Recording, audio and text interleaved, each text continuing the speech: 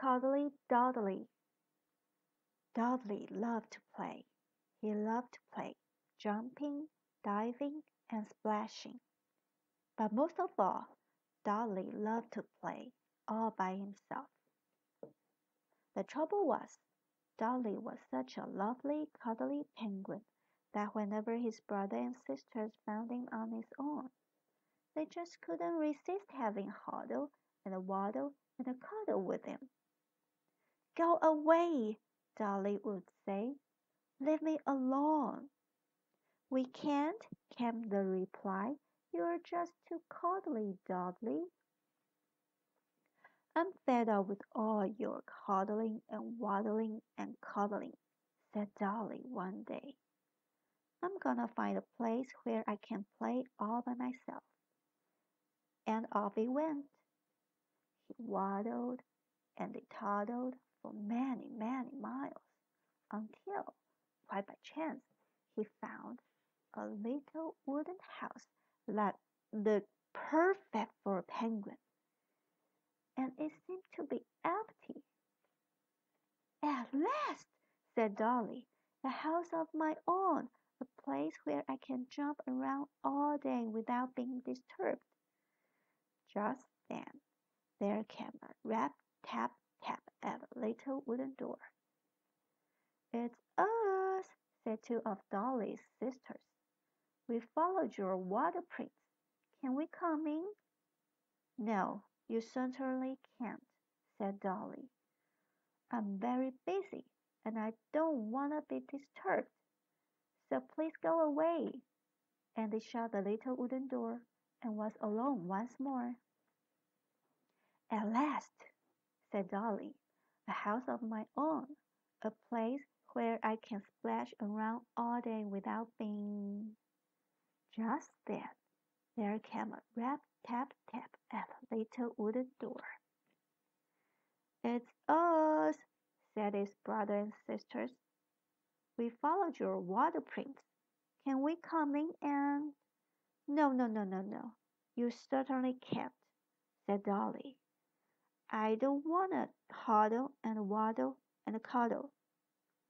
So for the very last time, stop following me around." He slammed the little wooden door and was alone once more. "At last," sighed Dolly, "a house of my own." Bang, bang, bang went the little wooden door. "That does it," he said. "When I catch those penguins I will—" But it wasn't the penguins at the little wooden door. It was a great big man. "My word!" said the great big man. "What an adorable penguin! Give me a cuddle!" he cried, and chased Dolly all around the house and out into the snow. Dolly ran and ran and escaped from the man. Then he decided to head back home. But which way was home? Crunch, crunch, crunch went Dolly, looking for some waterprints to follow. But when night came, he was still alone and completely lost, and now, for the first time, he was lonely.